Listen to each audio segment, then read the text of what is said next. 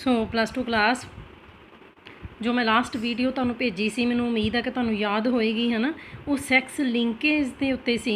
Linkage असी पढ़ रहे हैं, सैक्स लिंकेज आ गई जिहदे सैक्स क्रोमोसोम्स का रूल है, जिहदे असी क्रॉसिस पढ़ियाँ red eyed female, white eyed male, drosophila दे विच, है ना, white eyed female and red eyed male. मतलब कि ये असी ये देखा कि भी जिहड़े अगों जनरेशन पैदा हो रही है, F1 जनरेशन पैदा हो रही है, F2 जनरेशन पैदा हो रही है, कि जेकर पेरेंट्स दे विच वो करैक्टर नहीं भी है तो वो बच्चों के आ गया, कि जेकर फीमेल्स जिहड़ियां वाइट आइड नहीं सी पर वो F2 जनरेशन च आ गई। इस तरीके दूसरे नंबर वाली क्रॉस दे विच जेकर वाइट आइड फीमेल सीगियां पेरेंट्स, पर F2 जनरेशन दे विच रैड आइड फीमेल्स भी आ गई। सो इसदा की मतलब क्या है कि करैक्टर्स जिहड़े हैगे आ वो अगे तो अगे ट्रांसफर हो रहे हैं सैक्स लिंकेज दे विच, है ना। सैक्स क्रोमोसोम्स उन्होंने अगे करैक्टर्स नूं ट्रांसफर करते पे है। सो इस तरीके दे नाल असीं फिर हुण लिखना देखना सैक्स लिंक्ड जिहड़ी इनहेरिटेंस हैगी है उहदे की करैक्टरिस्टिक्स हैगे है, ठीक है। सो असी करैक्टरिस्टिक्स देखने हैं सैक्स लिंक्ड इनहेरिटेंस दे। सो पहली गल कि एक क्रिस क्रॉस इनहेरिटेंस है। सैक्स लिंक्ड जिहड़ी इनहेरिटेंस हैगी है ना, ये की है क्रिस क्रॉस। क्रिस क्रॉस का की मतलब है कि एक तो है कि बच्चे कि सीधा फादर तो बच्चों को चले गए हैं करैक्टर, मान लो, ठीक है ना। सो फादर तो मान लो जिदा लड़के को चले गए, ये तो सिंपल हो गया। पर फादर तो पहला करैक्टर जिहड़े हैगे आ मान लो उहदी डॉटर नूं गए है, ठीक है ना। फिर डॉटर तो उहदे ग्रैंड सन नूं गए है, ठीक है। अच्छा मैं समझाती हाँ। इस तरीके दे नाल मदर जिहड़ी हैगी है उन्हें अपनी ग्रैंड डॉटर नूं कोई ट्रेट ट्रांसफर किया, कोई करैक्टर ट्रांसफर किया अपने सन के थ्रू। तो देखा मतलब किसी दे थ्रू, एक पासे किसी मेल दे थ्रू, ठीक है, तो एक क्रॉस दे विच फीमेल के थ्रू, ठीक है, करैक्टर्स ट्रांसफर हो रहे हैं। इस करके इनू कहते हैं क्रिस क्रॉस इनहेरिटेंस।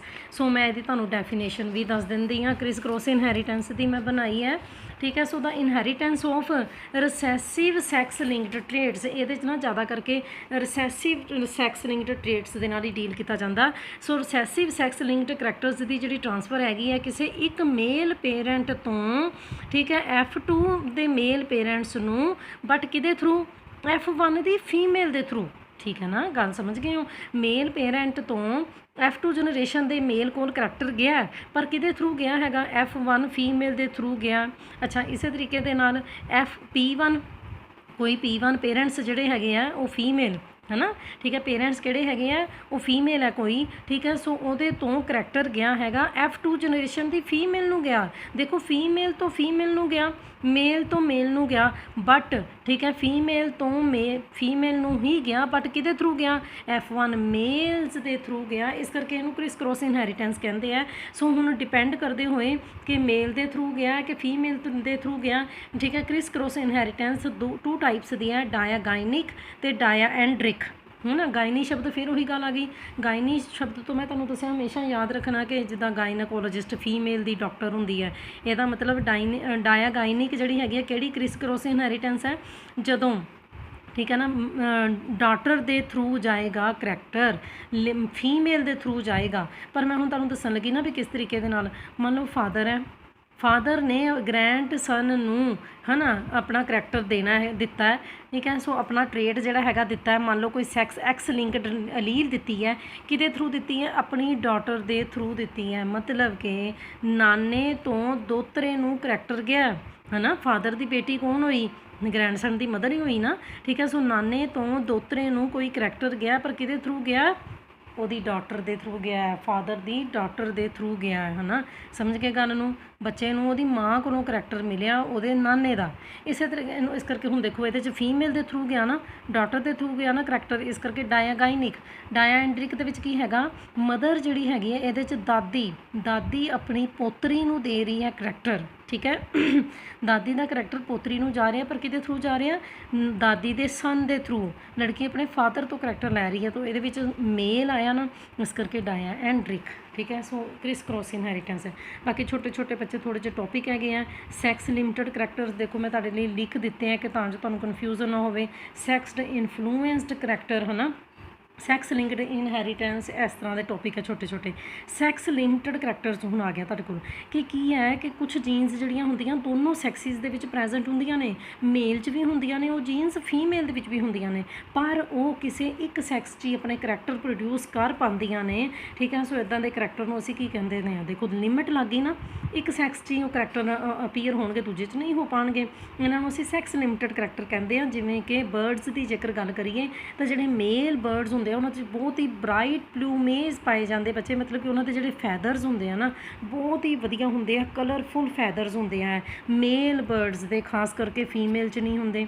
ਇਸੇ ਤਰੀਕੇ ਦੇ ਨਾਲ ਮੈਮਲਸ ਦੇ ਵਿੱਚ ਫੀਮੇਲ ਜਿਹੜੀਆਂ ਹੈਗੀਆਂ ਉਹਨਾਂ 'ਚ ਮਿਲਕ ਸਕ੍ਰੀਸ਼ਨ ਹੁੰਦੀ ਹੈ, ਮੇਲ 'ਚ ਨਹੀਂ ਹੁੰਦੀ, ਜਦ ਕਿ ਮੇਲਸ ਦੇ ਵਿੱਚ ਵੀ ਜੀਨਸ ਹੈਗੀਆਂ ਨੇ, ਬਟ ਇਹ ਕਰੈਕਟਰ ਕਿੰਨਾ 'ਚ ਅਪੀਅਰ ਹੁੰਦਾ, ਫੀਮੇਲਸ ਦੇ ਵਿੱਚ, ਕਿ ਫੀਮੇਲਸ ਦੁੱਧ ਦਿੰਦੀਆਂ ਹੈ ਨਾ। ਸੋ ਇਹ ਹੋ ਗਏ ਸੈਕਸ ਲਿੰਕਡ ਕਰੈਕਟਰ। ਫਿਰ ਸੈਕਸਡ ਇਨਫਲੂਐਂਸਡ ਟ੍ਰੇਟਸ ਕੀ ਹੋਏ, ਮੈਂ ਅੱਗੇ ਜਾ ਕੇ ਤੁਹਾਨੂੰ ਸੈਕਸ ਕ੍ਰੋਮੋਸੋਮਸ ਦੇ ਬਾਰੇ 'ਚ ਵੀ ਪੜ੍ਹਾਉਣਾ। ਸੋ ਇੱਥੇ ਮੈਂ ਦੱਸ ਦੇਣੀ ਬੱਚੇ, ਹਿਊਮਨ ਬੀਇੰਗਸ ਦੇ ਅੰਦਰ ਵੀ ਤੁਹਾਨੂੰ ਪਤਾ ਸੈਕਸ ਕ੍ਰੋਮੋਸੋਮ ਤਾਂ 2 ਹੀ ਹੈ, ਜੇਕਰ ਫੀਮੇਲ ਹੈਗੀ ਹੈ ਤਾਂ XX, ਮੇਲ ਹੈ ਤੇ XY। ਬਾਕੀ ਸਾਰੇ ਜਿਹੜੇ ਕ੍ਰੋਮੋਸੋਮ ਹੁੰਦੇ ਆ ਨਾ, ਬਾਈ ਪੇਅਰ ਜਿਹੜੇ ਹੈਗੇ ਬਾਕੀ ਕ੍ਰੋਮੋਸੋਮਸ, ਉਹਨਾਂ ਨੂੰ ਨਾ ਆਟੋਸੋਮਸ ਕਹਿੰਦੇ ਆ। ਇਹਨਾਂ ਨੂੰ ਧਿਆਨ ਦੇ ਵਿੱਚ ਰੱਖ ਲਓ, ਹੈ ਨਾ। 2 ਸਾਡੇ ਅੰਦਰ ਸੈਕਸ ਕ੍ਰੋਮੋਸੋਮ ਹੈ, ਸਿੱਧੀ ਜਿਹੀ ਗੱਲ ਹੈ, ਬਾਕੀ ਸਾਰੇ ਕ੍ਰੋਮੋਸੋਮਸ ਆਟੋਸੋਮਸ ਹੈ। ਇਸ ਕਰਕੇ ਹੁਣ ਉਹਨੇ ਕਹਿ ਦਿੱਤਾ ਦਾ ਆਟੋਸੋਮਲ ਟ੍ਰੇਟਸ, ਮਤਲਬ ਇਹਨਾਂ ਦਾ ਸੈਕਸ ਨਾਲ ਕੋਈ ਰਿਲੇਸ਼ਨ ਨਹੀਂ ਹੈ, ਜਿਹਦੇ 'ਚ ਕਿ ਡੋਮੀਨੈਂਟ ਐਕਸਪ੍ਰੈਸ਼ਨ ਜਿਹੜਾ ਹੈਗਾ ਨਾ, ਠੀਕ ਹੈ, ਵੀ ਕਿਹੜੇ ਕਰੈਕਟਰ ਨੇ ਐਕਸਪ੍ਰੈਸ ਕਰਨਾ, ਕਿੰਨੇ ਨਹੀਂ ਕਰਨਾ, ਉਹਨੂੰ ਕੌਣ ਕੰਟਰੋਲ ਕਰਦਾ ਪਿਆ, ਸੈਕਸ ਹਾਰਮੋਨਸ ਕੰਟਰੋਲ ਕਰਦੇ ਪਏ ਹੈ। ਉਹਨਾਂ ਨੂੰ ਕਹਿੰਦੇ ਆ ਸੈਕਸ ਇਨਫਲੂਐਂਸਡ ਟ੍ਰੇਟਸ। ਓਕੇ, ਸੋ ਜਿਸ ਤਰ੍ਹਾਂ ਕਿ ਬੜੇ ਸਾਰੇ ਕਰੈਕਟਰਸ ਹੈਗੇ ਬੱਚੇ, ਹੇਅਰ ਲਿਪ, ਬਾਲਡਨੈਸ, ਫੋਰਲੌਕ, ਹੇਅਰ ਲਿਪ, ਇਹ ਕੀ ਹੁੰਦਾ ਕਿ ਨਾ ਮਾਊਥ ਦੇ ਉੱਪਰਲੇ ਪਾਰਟ ਦੇ ਵਿੱਚ ਨਾ ਬੱਚੇ ਦੇ ਕੱਟ ਲੱਗਾ ਹੁੰਦਾ, ਠੀਕ ਹੈ। ਸੋ ਪੈਲਟ ਜਿਹੜਾ ਹੈਗਾ ਸਹੀ ਤਰੀਕੇ ਦੇ ਨਾਲ ਡਿਵੈਲਪਮੈਂਟ ਦੇ ਦੌਰਾਨ ਨਾ ਉਹਦੀਆਂ ਬੋਨਸ ਨਹੀਂ ਆਪਸ ਦੇ ਵਿੱਚ ਜੁੜ ਪਾਉਂਦੀਆਂ, ਤਾਂ ਇੱਕ ਓਪਨਿੰਗ ਜੀ ਰਹਿ ਜਾਂਦੀ ਹੈ, ਤਾਂ ਇੱਕ ਤਰ੍ਹਾਂ ਦਾ ਕੱਟ ਲਾਈਕ ਸਟਰਕਚਰ ਜਿਹੜਾ ਹੈਗਾ ਬੱਚੇ ਦੇ ਮਾਊਥ ਦੇ ਵਿੱਚ ਰਹਿ ਜਾਂਦਾ ਹੈ ਨਾ, ਮਾਊਥ ਉੱਪਰਲੇ ਲਿਪ ਦੇ ਵਿੱਚ, ਉਹਨੂੰ ਹੇਅਰ ਲਿਪ ਕਹਿ ਦਿੰਦੇ। ਬਾਲਡਨੈਸ, ਉਹੀ ਗੰਜਾਪਨ ਆ ਜਾਣਾ, ਇਹ ਤੁਹਾਨੂੰ ਪਹਿਲਾਂ ਵੀ ਦੱਸਿਆ ਹੋਇਆ ਵੀ ਸੈਂਟਰ ਦੇ ਵਿੱਚੋਂ ਦੀ ਬੰਦਿਆਂ ਦੇ ਵਾਲ ਜਿਹੜੇ ਹੈਗੇ ਉੱਡ ਜਾਂਦੇ ਆ, ਠੀਕ ਹੈ, ਮੇਲਸ ਦੇ ਵਿੱਚ ਜ਼ਿਆਦਾ ਕਰੈਕਟਰ ਹੁੰਦੇ ਆ, ਸਮਝਦੇ ਪਏ ਹੋ। ਫੋਰਲੌਕ ਦਾ ਵੀ ਇਹ ਫੋਰਲੌਕ ਕਿ ਕਿਤੇ ਕਿਤੇ ਸਕਿਨ ਦੇ ਵਿੱਚ ਵਾਈਟ ਕਲਰ ਦੇ ਪੈਚਿਸ ਆ ਜਾਂਦੇ ਆ, ਸਿਰ 'ਤੇ ਵੀ ਆ ਸਕਦੇ ਆ, ਲੱਤਾਂ 'ਤੇ ਵੀ ਆ ਸਕਦੇ ਆ ਨਾ ਕਿਤੋਂ ਕਿਤੋਂ, ਜਿਵੇਂ ਫੁਲਵੈਰੀ ਹੁੰਦੀ ਨਾ, ਵੈਸੇ ਫੁਲਵੈਰੀ ਵਰਗੇ ਤਾਂ ਇਹ ਨਹੀਂ, ਇਹ ਹੋਰ ਚੀਜ਼ ਹੈ ਉੱਦਾਂ, ਪਰ ਕਿਤੇ ਕਿਤੇ ਵਾਈਟ ਕਲਰ, ਕਿਤੇ ਮਿਲੈਨਿਨ ਪਿਗਮੈਂਟ ਜਿਹੜਾ ਹੈਗਾ, ਮਿਲੈਨੋਸਾਈਟਸ ਹੈ ਨਾ, ਸਹੀ ਤਰੀਕੇ ਦੇ ਨਾਲ ਸੈੱਲ ਨਹੀਂ ਬਣ ਪਾਉਂਦੇ ਇੱਦਾਂ ਦੇ ਪਰਸਨਸ ਦੇ ਅੰਦਰ, ਉਹਨੂੰ ਫੋਰਲੌਕ ਕਹਿੰਦੇ ਆ। ਤਾਂ ਵਾਈਟ ਕਲਰ ਦੇ ਪੈਚ ਬਣ ਜਾਂਦੇ ਆ ਸਕਿਨ 'ਚ। ਓਕੇ, ਸੋ ਇਹ ਥੋੜ੍ਹੇ ਜਿਹੇ ਸੈਕਸ ਇਨਫਲੂਐਂਸਡ ਟ੍ਰੇਟਸ ਹੈ। ਅੱਗੇ ਤੁਹਾਡੇ ਕੋਲ ਬਹੁਤ ਇੰਪੋਰਟੈਂਟ ਟੌਪਿਕ ਆ ਗਿਆ ਕ੍ਰੋਸਿੰਗ ਓਵਰ। ਜਿਵੇਂ ਤੁਹਾਨੂੰ ਲਿੰਕੇਜ ਪੜ੍ਹਾਈ ਸੀ, ਲਿੰਕੇਜ ਦੇ ਵਿੱਚ ਤਾਂ ਤੁਹਾਨੂੰ ਪਤਾ ਹੀ ਹੈ ਕਿ ਜੀਨਸ ਇਕੱਠੀਆਂ ਰਹਿਣਾ ਚਾਹੁੰਦੀਆਂ, ਉਹ ਸੈਪਰੇਟ ਨਹੀਂ ਹੁੰਦੀਆਂ, ਤਾਂ ਤੁਹਾਨੂੰ ਦੱਸਿਆ ਸੀ ਉਹਦੇ ਤੋਂ ਉਲਟ ਕੀ ਹੁੰਦੀ ਹੈ, ਕ੍ਰੋਸਿੰਗ ਓਵਰ, ਹੈ ਨਾ। ਸੋ ਕ੍ਰੋਸਿੰਗ ਓਵਰ ਨੂੰ ਬੱਚੇ ਫਿਰ ਮੈਂ ਜੈਨੇਟਿਕ ਰੀਕੰਬੀਨੇਸ਼ਨ ਕਹਿ ਸਕਦੀ ਹਾਂ, ਕਿਉਂਕਿ ਇਹਦੇ ਵਿੱਚ ਨਵੇਂ ਨਵੇਂ ਕੰਬੀਨੇਸ਼ਨਸ ਬਣ ਰਹੇ ਹੈ। So it is the process of exchange of genetic material or segments between the non-sister chromatids of two homologous chromosomes during the packaging of meiosis 1। competition point of view ਤੋਂ ਵੀ ਬਹੁਤ important question ਹੈ, ਠੀਕ ਹੈ, ਵੀ crossing over ਕਦੋਂ ਹੁੰਦੀ ਹੈ। ਸੋ meiosis 1 ਦੀ, ਠੀਕ ਹੈ, ਜਿਹੜੀ ਪੈਕੇਟਿੰਗ ਸਟੇਜ ਹੈ ਨਾ, ਪ੍ਰੋਫੇਜ਼ ਦੇ ਅੰਦਰ ਪੈਕੇਟਿੰਗ ਸਟੇਜ ਹੈ ਨਾ, ਉਦੋਂ ਹੁੰਦੀ ਹੈ ਕ੍ਰੋਸਿੰਗ ਓਵਰ। ਸੋ ਬੱਚੇ ਕ੍ਰੋਸਿੰਗ ਓਵਰ ਆ ਮੈਂ ਤੁਹਾਡੇ ਲਈ ਡਾਇਗਰਾਮ ਵੀ ਬਣਾਈ ਹੈ। 2 ਹੋਮੋਲੋਗਸ ਕ੍ਰੋਮੋਸੋਮਸ ਹੈ ਨਾ, ਮੈਂ ਹੋਰ ਵੀ ਸਮਝਾਉਂਦੀ ਹਾਂ। ਸੋ ਬੱਚੇ ਇੱਕ ਜਿਹੜਾ ਕ੍ਰੋਮੋਸੋਮ ਹੋਏਗਾ ਉਹਦੀਆਂ ਤਾਂ ਸਿਸਟਰ ਕ੍ਰੋਮੇਟਿਡਸ ਹੋਣਗੀਆਂ, ਕਿਉਂਕਿ ਉਹ ਇੱਕ ਕ੍ਰੋਮੋਸੋਮ ਦੀਆਂ 2 ਲੜੀਆਂ ਕਹਿ ਲਓ ਕਈ, ਹੈ ਨਾ, ਉਹ ਤਾਂ ਆਪਸ 'ਚ ਸਿਸਟਰ ਕ੍ਰੋਮੇਟਿਡਸ ਹੈ। ਬਟ ਜਿਹੜਾ ਦੂਸਰਾ ਕ੍ਰੋਮੋਸੋਮ ਹੈਗਾ ਨਾ, ਠੀਕ ਹੈ, ਉਹਦੀ ਕ੍ਰੋਮੇਟਿਡ ਦਾ ਮਤਲਬ ਹੁਣ ਤੁਹਾਨੂੰ ਸਮਝ ਆ ਜਾਣਾ ਚਾਹੀਦਾ ਬੱਚੇ। ਇੱਕ ਜਿਹੜਾ ਮੈਂ ਤੁਹਾਨੂੰ ਪਹਿਲਾਂ ਵੀ ਦੱਸਿਆ ਹੋਇਆ, ਮੈਂ ਇੱਥੇ ਵੀ ਤੁਹਾਨੂੰ ਦੱਸ ਦਿੰਦੀ ਹਾਂ, ਇੱਕ ਜਿਹੜਾ ਕ੍ਰੋਮੋਸੋਮ ਹੁੰਦਾ ਨਾ, ਠੀਕ ਹੈ, ਸੋ ਉਹ 2 ਕ੍ਰੋਮੇਟਿਡਸ ਦਾ ਬਣਿਆ ਹੋਇਆ, ਇੱਦਾਂ ਕਰਕੇ 2 ਲੜੀਆਂ ਦਾ ਕਹਿ ਲਓ ਕਿ ਬਣਿਆ ਹੋਇਆ।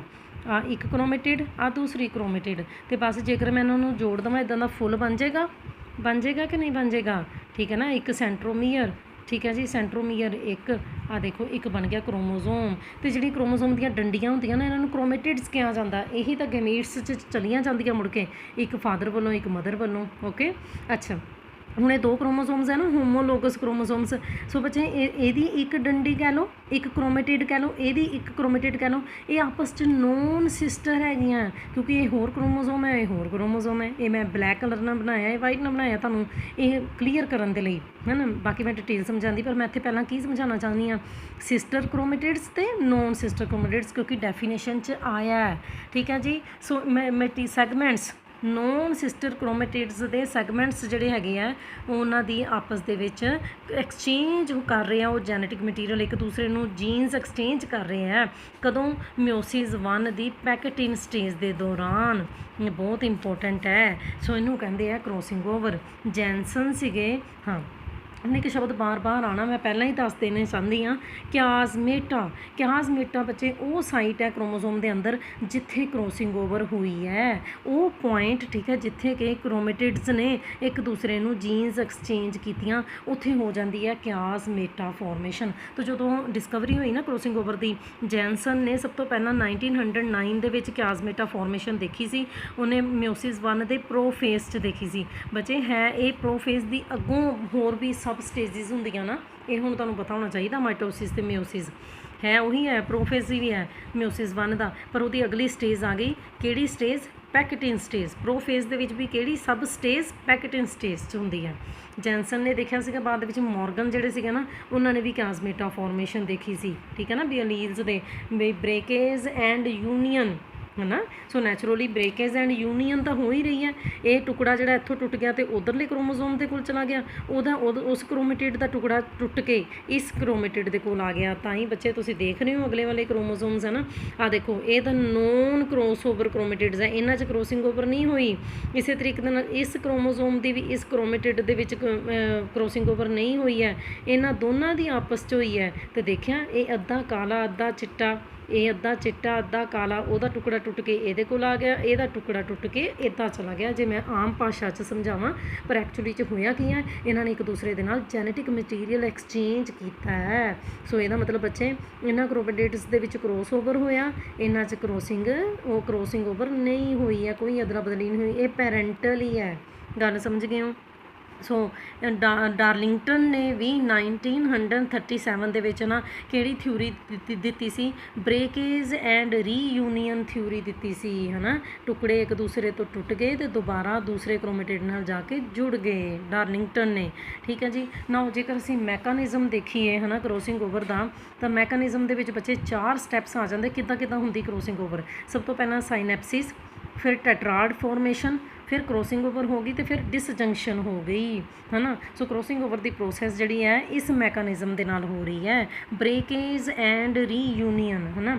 ਸਭ ਤੋਂ ਪਹਿਲਾਂ ਤੁਹਾਡੇ ਕੋਲ ਆ ਗਿਆ ਸਾਈਨੈਪਸਿਸ। ਬੱਚੇ, ਸਾਈਨੈਪਸਿਸ ਦਾ ਮਤਲਬ ਹੁੰਦਾ ਹੋਮੋਲੋਗਸ ਕ੍ਰੋਮੋਸੋਮਸ ਦੀ ਆਪਸ ਦੇ ਵਿੱਚ ਪੇਅਰਿੰਗ, ਬਾਈਵੇਲੈਂਟ, 2 ਕ੍ਰੋਮੋਸੋਮਸ ਆਪਸ ਦੇ ਵਿੱਚ ਜੁੜਦੇ ਪਏ ਹੈ, ਇਹਨਾਂ ਨੂੰ ਅਸੀਂ ਸਾਈਨੈਪਸਡ ਹੋਮੋਲੋਗਸ ਕ੍ਰੋਮੋਸੋਮਸ ਕਹਿੰਦੇ ਹਾਂ।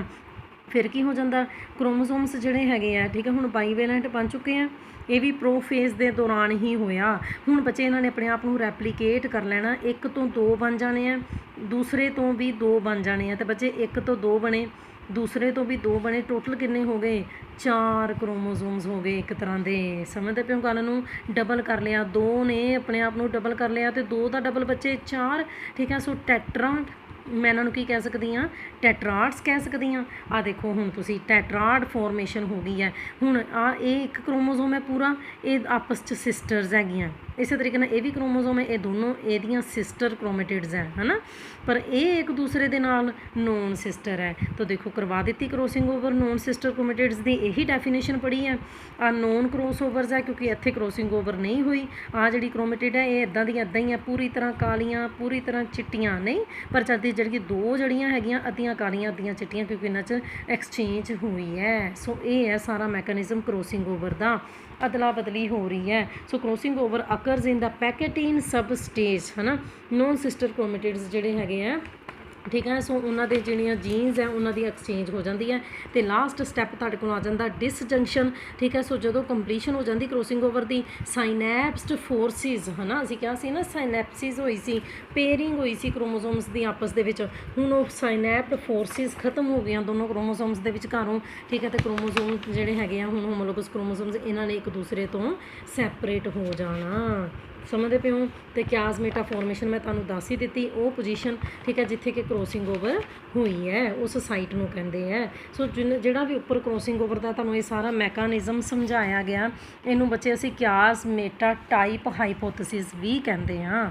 ਇਸੇ ਤਰੀਕੇ ਦੇ ਨਾਲ ਮੈਂ ਤੁਹਾਨੂੰ ਤੁਹਾਡੀ ਬੁੱਕ ਤੋਂ ਵੀ ਡਾਇਗਰਾਮ ਇੱਕ ਹੋਰ ਕਲੀਅਰ ਕਰਨਾ ਚਾਹੁੰਦੀ ਹਾਂ।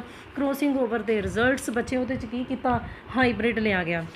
ਹਾਈਬ੍ਰਿਡ ਦੇ ਵਿੱਚ ਦੋ ਤਰ੍ਹਾਂ ਦੇ ਕ੍ਰੋਮੋਸੋਮਸ ਲਏ ਗਏ ਆ, ਕੈਪੀਟਲ ਏ ਕੈਪੀਟਲ ਬੀ ਵਾਲੇ ਵੀ, ਸਮਾਲ ਬੀ ਵਾਲੇ ਵੀ, ਹੈ ਨਾ। ਅੱਛਾ ਮਿਓਸਿਸ 1 ਹੋਈ, ਹੈ ਨਾ। ਸੋ ਇਸ ਗੈਮੀਟਸ ਦੇ ਵਿੱਚ ਇੱਕ ਕੈਪੀਟਲ ਏ ਕੈਪੀਟਲ ਬੀ ਵਾਲਾ ਕ੍ਰੋਮੋਸੋਮ ਚਲਾ ਗਿਆ, ਇੱਕ ਸਮਾਲ ਬੀ ਵਾਲਾ ਚਲਾ ਗਿਆ, ਇਸੇ ਤਰੀਕੇ ਦੇ ਨਾਲ ਇੱਧਰ ਵੀ ਚਲਾ ਗਿਆ। ਹੁਣ ਦੇਖੋ ਤੁਸੀਂ ਬੱਚੇ, ਇਸ ਕੇਸ ਦੇ ਵਿੱਚ ਠੀਕ ਹੈ ਕੋਈ ਵੀ ਐਕਸਚੇਂਜ ਨਹੀਂ ਹੋ ਰਹੀ ਕ੍ਰੋਮੇਟਿਡਸ ਦੇ ਵਿਚਕਾਰ, ਜਦ ਕਿ ਇਸ ਕੇਸ ਦੇ ਵਿੱਚ ਕੀ ਹੈਗਾ, ਕੈਪੀਟਲ ਬੀ ਤੇ ਸਮਾਲ ਬੀ, ਹੈ ਨਾ। ਠੀਕ ਹੈ, ਸੋ ਇੱਕ ਕ੍ਰੋਮੋਸੋਮ ਦੇ ਉੱਤੇ ਤਾਂ ਕੈਪੀਟਲ ਦੋ ਕ੍ਰੋਮੇਟਿਡਸ ਹੁੰਦੀਆਂ ਕ੍ਰੋਮੋਸੋਮ ਦੀਆਂ, ਹੈ ਨਾ। ਸੋ ਕੈਪੀਟਲ ਏ ਕੈਪੀਟਲ ਬੀ ਕੈਪੀਟਲ ਏ ਕੈਪੀਟਲ ਬੀ, ਸਮਾਲ ਬੀ, ਪਰ ਬਾਰ ਵਾਲੀਆਂ ਕ੍ਰੋਮੇਟਿਡਸ ਤਾਂ ਉਹੀ ਰਹੀਆਂ, ਪੇਰੈਂਟਸ ਦੀਆਂ ਕ੍ਰੋਮੇਟਿਡਸ ਹੀ ਰਹੀਆਂ, ਪਰ ਜਿਹੜੀ ਦੂਸਰੀਆਂ ਕ੍ਰੋਮੇਟਿਡਸ ਹੈ ਨਾ ਉਹਨਾਂ ਦੀ ਆਪਸ ਦੇ ਵਿੱਚ ਅਦਲਾ ਬਦਲੀ ਹੋਈ, ਜਿਹਦੇ ਕਰਕੇ ਕੀ ਹੋਇਆ, ਇੱਧਰ ਤਾਂ ਜਿਹੜੀਆਂ ਕ੍ਰੋਮੇਟਿਡਸ ਬਣਨਗੀਆਂ ਬੱਚੇ ਸੇਮ ਉਹੀ ਪੇਰੈਂਟਸ ਵਾਲੀਆਂ ਬਣਨਗੀਆਂ, ਕੈਪੀਟਲ ਏ ਦੇ ਨਾਲ ਕੈਪੀਟਲ ਬੀ, ਕੈਪੀਟਲ ਏ ਦੇ ਨਾਲ ਕੈਪੀਟਲ ਬੀ, ਸਮਾਲ ਏ ਦੇ ਨਾਲ ਸਮਾਲ ਬੀ, ਸਮਾਲ ਏ ਦੇ ਨਾਲ ਸਮਾਲ ਬੀ। ਇਹ ਇਸ ਕ੍ਰੋਮੋਸੋਮ ਦੇ ਕ੍ਰੋਮੇਟਿਡਸ ਅਸੀਂ ਖੋਲ੍ਹ ਕੇ ਲਿਖ ਦਿੱਤੀਆਂ। ਇੱਥੇ ਕੋਈ ਵੀ ਕ੍ਰੋਸਿੰਗ ਓਵਰ ਨਹੀਂ ਹੋਈ ਹੈ ਨਾ, ਜਦ ਕਿ ਇੱਥੇ ਕ੍ਰੋਸਿੰਗ ਓਵਰ ਹੋਈ, ਜਿਹਦੇ ਕਰਕੇ ਕੀ ਹੋ ਗਿਆ, ਇੱਕ ਕ੍ਰੋਮੇਟਿਡਸ ਤਾਂ ਉਹੀ ਰਹੀ ਕੈਪੀਟਲ ਏ ਕੈਪੀਟਲ ਬੀ ਵਾਲੀ, ਠੀਕ ਹੈ ਨਾ। ਦੂਸਰੀ ਵੀ ਕਿਹੜੀ ਰਹੀ ਹੈ, ਸਮਾਲ ਏ ਸਮਾਲ ਬੀ ਵਾਲੀ, ਪਰ ਦੋ ਕ੍ਰੋਮੇਟਿਡਸ ਇੱਦਾਂ ਦੀਆਂ ਪੈਦਾ ਹੋਈਆਂ। ਸੋ ਇਸ ਕ੍ਰੋਮੇਟਿਡ ਦੇ ਵਿੱਚ ਬੱਚੇ ਕੀ ਹੋਇਆ, ਦੇਖੋ ਕੈਪੀਟਲ ਏ ਦੇ ਨਾਲ ਸਮਾਲ ਬੀ ਆ ਗਈ ਹੈ, ਅਤੇ ਇੱਥੇ ਸਮਾਲ ਏ ਦੇ ਨਾਲ ਕੈਪੀਟਲ ਬੀ ਆ ਗਈ ਹੈ, ਕਿਉਂਕਿ ਇੱਥੇ ਕ੍ਰੋਸਿੰਗ ਓਵਰ ਹੋਈ ਹੈ। ਹੁਣ ਜਦੋਂ ਫਿਰ ਮਿਓਸਿਸ 2 ਹੋਣੀ ਹੈ, ਗੈਮੀਟਸ ਬਣਨੇ ਆ, ਸਮਝਦੇ ਪਿਓ। ਇਹ ਜਿਹੜੇ ਗੈਮੀਟਸ ਬਣੇ ਬੱਚੇ ਬਿਨਾਂ ਕ੍ਰੋਸਿੰਗ ਓਵਰ ਤੋਂ ਬਣੇ ਆ ਨਾ, ਇਸ ਕਰਕੇ ਸਾਰੇ ਕ੍ਰੋਮੇਟਿਡਸ ਕਿਹੜੇ ਆ ਗਏ, ਪੇਰੈਂਟਸ ਵਾਲੇ। ਇੱਥੇ ਕੋਈ ਵੀ ਜੀਨਸ ਨਵੀਆਂ ਨਹੀਂ ਆਈਆਂ, ਕੈਪੀਟਲ ਏ ਦੇ ਨਾਲ ਕੈਪੀਟਲ ਬੀ ਆਈ ਹੈ ਦੋਨਾਂ 'ਚ, ਇੱਥੇ ਵੀ ਦੋਨਾਂ ਦੇ ਵਿੱਚ ਸਮਾਲ ਏ ਨਾਲ ਸਮਾਲ ਬੀ ਆਈ, ਜਦ ਕਿ ਇੱਥੇ ਕ੍ਰੋਸਿੰਗ ਓਵਰ ਹੋਈ ਹੈ। ਸੋ ਗੈਮੀਟਸ ਜਿਹੜੇ ਹੋਣਗੇ ਉਹਨਾਂ 'ਚ ਬੱਚੇ ਦੋ ਤਰ੍ਹਾਂ ਦੀਆਂ ਕ੍ਰੋਮੇਟਿਡਸ ਆ ਗਈਆਂ, ਹੈ ਨਾ। ਕੈਪੀਟਲ ਏ ਕੈਪੀਟਲ ਬੀ ਵਾਲੀ ਤਾਂ ਆਈ ਹੈ, ਪਰ ਕੈਪੀਟਲ ਏ ਦੇ ਨਾਲ ਸਮਾਲ ਬੀ ਆ ਗਈ, ਇੱਧਰ ਹੀ ਕੈਪੀਟਲ ਬੀ ਦੇ ਨਾਲ ਸਮਾਲ ਏ ਆ ਗਈ, ਬਾਕੀ ਇੱਕ ਪੇਰੈਂਟਸ ਵਾਲੀ ਤਾਂ ਆਣੀ ਹੈ। ਸੋ ਸਿੱਧੀ ਜਿਹੀ ਗੱਲ ਹੈ ਕਿ ਜਦੋਂ ਕ੍ਰੋਸਿੰਗ ਓਵਰ ਹੋਏਗੀ ਨਵੇਂ ਕੰਬੀਨੇਸ਼ਨ ਪੈਦਾ ਹੋਣਗੇ ਕ੍ਰੋਮੋਸੋਮਸ ਦੇ, ਹੈ ਨਾ ਬੱਚੇ, ਜੀਨਸ ਦੇ ਨਵੇਂ ਕੰਬੀਨੇਸ਼ਨ ਪੈਦਾ ਹੋਣਗੇ। ਸੋ ਦੇਖੋ ਇੱਥੇ 4 ਤਰ੍ਹਾਂ ਦੇ ਗੈਮੀਟਸ ਪੈਦਾ ਹੋਏ ਨਾ, 25%, ਹੈ ਨਾ। ਹਰ ਇੱਕ ਤਰ੍ਹਾਂ ਇੱਕ ਗਮੀਟ ਜਿਹੜਾ ਹੈਗਾ, ਹਰ ਇੱਕ ਗਮੀਟ ਜਿਹੜਾ 25% ਪ੍ਰੋਡਿਊਸ ਹੋਏਗਾ ਹੀ ਹੋਏਗਾ, 25 ਪੇਰੈਂਟਸ ਵਰਗੇ ਵੀ ਹੈ, ਨਵੇਂ ਕੰਬੀਨੇਸ਼ਨ ਵੀ ਹੈ। ਸੋ ਕ੍ਰੋਸਿੰਗ ਓਵਰ ਇਸੇ ਤਰੀਕੇ ਦੇ ਨਾਲ ਕ੍ਰੋਸਿੰਗ ਓਵਰ ਜਿਹੜੀ ਹੈਗੀ ਹੈ, ਜੇ ਉਹਦੀਆਂ ਅਸੀਂ ਟਾਈਪਸ ਦੇਖੀਏ ਨਾ ਬੱਚੇ ਕ੍ਰੋਸਿੰਗ ਓਵਰ ਦੀਆਂ,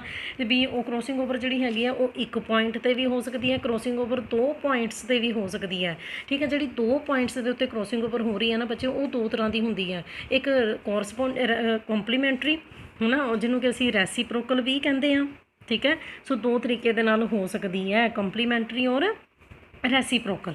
ਹੁਣ 1 ਪੁਆਇੰਟ ਦੇ ਉੱਤੇ ਕ੍ਰੋਸਿੰਗ ਓਵਰ ਹੋਈ ਹੈ ਸਿਰਫ, ਠੀਕ ਹੈ। ਪਹਿਲਾਂ ਮੈਂ ਤੁਹਾਨੂੰ ਦੱਸ ਦਿੰਦੀ ਹਾਂ ਵੀ ਅਸੀਂ ਕਿਹੜੇ ਕ੍ਰੋਮੋਸੋਮਸ ਲਏ ਆ, ਜੀਨਸ ਕਿਹੜੀਆਂ ਲਈਆਂ, ਕੈਪੀਟਲ ਏ ਕੈਪੀਟਲ ਬੀ ਕੈਪੀਟਲ ਸੀ। ਦੂਜੀ ਕ੍ਰੋਮੇਟਿਡ ਦੇ ਉੱਤੇ ਹੈ ਨਾ ਸਮਾਲ ਏ ਸਮਾਲ ਬੀ ਸਮਾਲ ਸੀ, ਹੈ ਨਾ। ਹੁਣ ਤੁਹਾਨੂੰ ਪਤਾ ਇਹ ਬਾਹਰ ਵਾਲੀ ਕ੍ਰੋਮੇਟਿਡ ਵੀ ਇੱਦਾਂ ਹੀ ਰਹਿ ਜਾਣੀ ਹੈ, ਆ ਥੱਲੇ ਵਾਲੀ ਕ੍ਰੋਮੇਟਿਡ ਵੀ ਇੱਦਾਂ ਹੀ ਰਹਿ ਜਾਣੀ ਹੈ। ਬਸ ਏ ਦੀ ਕੀ ਹੈ, ਸਮਾਲ ਏ, ਇੱਕ ਇੱਥੇ ਕੀ ਹੋਇਆ, ਕੈਪੀਟਲ ਏ ਅਤੇ ਕੈਪੀਟਲ ਬੀ ਦੀ ਜਗ੍ਹਾ ਦੇ ਉੱਤੇ ਸਮਾਲ ਬੀ ਆ ਗਈ ਹੈ, ਠੀਕ ਹੈ। ਅਤੇ ਕੈਪੀਟਲ ਸੀ ਦੀ ਜਗ੍ਹਾ ਦੇ ਉੱਤੇ ਸਮਾਲ ਸੀ ਆ ਗਈ ਹੈ, ਦੋਨਾਂ ਦੀ ਅਦਲਾ ਬਦਲੀ ਹੋਈ ਹੈ, ਇਹ ਦੋਨੋਂ ਉੱਪਰ ਚਲੇ ਗਏ ਹੈ, ਠੀਕ ਹੈ ਜੀ। ਅੱਛਾ, ਅਤੇ ਤੀਸਰੇ ਵਾਲੇ ਕੇਸ 'ਚ ਕੀ ਹੋਇਆ, ਹੁਣ ਕੈਪੀਟਲ ਏ ਇਹਦੀ ਸਮਾਲ ਏ ਦੀ ਜਗ੍ਹਾ ਦੇ ਉੱਤੇ ਆ ਗਿਆ ਸਿਰਫ, ਬਾਕੀ ਉੱਦਾਂ ਦੇ ਉੱਦਾਂ ਹੀ ਹੈ, ਕਿਉਂਕਿ 1 ਪੁਆਇੰਟ 'ਤੇ ਹੀ ਅਦਲਾ ਬਦਲੀ ਹੋਈ ਹੈ। ਗੱਲ ਸਮਝ ਗਏ ਹੋ। ਅੱਛਾ, ਜਦੋਂ 2 ਪੁਆਇੰਟਸ ਦੇ ਉੱਤੇ ਕ੍ਰੋਸਿੰਗ ਓਵਰ ਹੋ ਰਹੀ ਹੈ ਨਾ, ਠੀਕ ਹੈ, ਜਦੋਂ 2 ਪੁਆਇੰਟਸ ਦੇ ਉੱਤੇ ਕ੍ਰੋਸਿੰਗ ਓਵਰ ਹੋ ਰਹੀ ਹੈ, ਠੀਕ ਹੈ, ਅਤੇ ਫਿਰ ਕੀ ਹੋਇਆ, ਹੈ ਨਾ, ਬਾਹਰ ਵਾਲੀ ਕ੍ਰੋਮੇਟਿਡ ਉਹੀ ਰਹਿਣੀ, ਇਹ ਵੀ ਥੱਲੇ ਵਾਲੀ ਉਹੀ ਰਹਿਣੀ, 2 'ਚ ਚੇਂਜ ਆਣੀ ਨਾ ਬੱਚੇ, ਕਿਉਂਕਿ ਮੈਂ ਕੀ ਪੜ੍ਹਾਇਆ ਕ੍ਰੋਸਿੰਗ ਓਵਰ ਦੇ ਵਿੱਚ, 2 ਕ੍ਰੋਮੇਟਿਡਸ 'ਚ ਚੇਂਜ ਆਉਂਦੀ ਹੈ, ਬਾਕੀ ਤਾਂ ਬਾਰ ਵਾਲੀਆਂ ਤਾਂ ਪੈਰੈਂਟਲ ਹੀ ਰਹਿੰਦੀਆਂ, ਨੋਨ ਕ੍ਰੋਸ ਓਵਰ ਰਹਿੰਦੀਆਂ ਕ੍ਰੋਮੇਟਿਡਸ, ਉਹਨਾਂ 'ਚ ਕੋਈ ਚੇਂਜ ਨਹੀਂ ਆਉਂਦੀ। ਓਕੇ, ਠੀਕ ਹੈ, ਬਾਹਰ ਵਾਲੀ ਇਹੀ ਰਹਿ ਗਈ, ਕੈਪੀਟਲ ਏ ਕੈਪੀਟਲ ਬੀ ਕੈਪੀਟਲ ਸੀ। ਅੱਛਾ, ਦੂਸਰੇ ਨੰਬਰ ਵਾਲੀ 'ਚ ਕੀ ਚੇਂਜ ਆਈ ਹੈ, ਕੈਪੀਟਲ ਏ ਹੀ ਰਿਹਾ, ਬਸ ਕੈਪੀਟਲ ਬੀ ਦੀ ਜਗ੍ਹਾ 'ਤੇ ਸਮਾਲ ਬੀ ਆ ਗਈ ਹੈ, ਸਮਾਲ ਸੀ ਕੈਪੀਟਲ ਸੀ ਵੀ ਇੱਦਾਂ ਹੀ ਰਹੀ। ਅੱਛਾ, ਤੀਸਰੀ ਦੇ ਵਿੱਚ ਕੀ ਚੇਂਜ ਆਈ ਹੈ, ਕੈਪੀਟਲ ਏ ਦੀ ਜਗ੍ਹਾ ਦੇ ਉੱਤੇ ਸਮਾਲ ਏ ਆ ਗਿਆ, ਹੈ ਨਾ, ਠੀਕ ਹੈ। ਸਿਰਫ ਕੈਪੀਟਲ ਏ ਦੀ ਜਗ੍ਹਾ 'ਤੇ ਸਮਾਲ ਏ ਚਲਾ ਗਿਆ ਉੱਪਰ, ਠੀਕ ਹੈ। ਇਸੇ ਤਰੀਕੇ ਦੇ ਨਾਲ ਸੀ ਦੀ ਜਗ੍ਹਾ 'ਤੇ ਵੀ, ਠੀਕ ਹੈ, ਸਮਾਲ ਸੀ ਚਲੀ ਗਈ ਹੈ, ਕੈਪੀਟਲ ਸੀ ਦੀ ਜਗ੍ਹਾ 'ਤੇ ਵੀ ਸਮਾਲ ਸੀ ਚਲੀ ਗਏ, ਬੀ ਇੱਦਾਂ ਦੀ ਇੱਦਾਂ ਹੀ ਰਹਿਣੀ ਹੈ। ਗੱਲ ਸਮਝ ਗਏ ਹੋ, ਠੀਕ ਹੈ। ਪਹਿਲਾਂ ਸਿਰਫ ਬੀ 'ਚ ਹੀ ਚੇਂਜ ਆਈ ਪਹਿਲੀ ਵਾਰੀ, ਦੂਸਰੀ ਵਾਰੀ ਏ 'ਚ ਵੀ ਚੇਂਜ ਆਈ, ਸੀ 'ਚ ਵੀ ਚੇਂਜ ਆਈ, ਠੀਕ ਹੈ ਜੀ। ਇਹ ਕਿਸ ਕਿਸਮ ਦੀ ਹੈਗੀ ਹੈ ਨਾ, ਇਹ ਰੈਸੀਪ੍ਰੋਕਲ, ਇਹ ਡਬਲ ਕ੍ਰੋਸਿੰਗ ਓਵਰ ਹੈ, ਕਿਉਂਕਿ ਮੈਂ ਕੀ ਕਿਹਾ ਕਿ ਜਿਹੜੀ ਕ੍ਰੋਸਿੰਗ ਓਵਰ 2 ਪੁਆਇੰਟਸ ਦੇ ਉੱਤੇ ਹੋਵੇ ਡਬਲ, ਇੱਕ ਪੁਆਇੰਟ ਦੇ ਉੱਤੇ ਹੋਵੇ ਸਿੰਗਲ, ਦੋ ਨਾਲੋਂ ਜ਼ਿਆਦਾ ਪੁਆਇੰਟਸ ਤੇ ਕ੍ਰੋਸਿੰਗ ਓਵਰ ਹੋ ਰਹੀ ਹੈ ਜੀਨਸ ਦੀ, ਠੀਕ ਹੈ, ਤਾਂ ਮਲਟੀਪਲ। ਇੱਥੇ ਤੁਹਾਨੂੰ ਸਿੰਗਲ ਤੇ ਡਬਲ ਹੀ ਦਿਖਾਈ ਹੈ। ਡਬਲ ਵੀ ਬੱਚੇ ਮੈਂ ਕੀ ਕਿਹਾ ਕਿ ਦੋ ਤਰ੍ਹਾਂ ਦੀ ਹੈਗੀ ਹੈ, ਰੈਸੀਪ੍ਰੋਕਲ ਡਬਲ ਕ੍ਰੋਸਿੰਗ ਓਵਰ ਤੇ ਕੰਪਲੀਮੈਂਟਰੀ। ਹੁਣ ਤੁਸੀਂ ਕੰਪਲੀਮੈਂਟਰੀ ਨੂੰ ਦੇਖੋ, ਰੈਸੀਪ੍ਰੋਕਲ ਹੋ ਗਿਆ ਕੈਪੀਟਲ ਏ ਦੀ ਜਗ੍ਹਾ ਦੇ ਉੱਤੇ ਸਮਾਲ ਏ, ਕੈਪੀਟਲ ਬੀ ਦੀ ਜਗ੍ਹਾ ਦੇ ਉੱਤੇ ਸਮਾਲ ਬੀ, ਕੈਪੀਟਲ ਸੀ ਦੀ ਜਗ੍ਹਾ ਦੇ ਉੱਤੇ ਸਮਾਲ ਸੀ।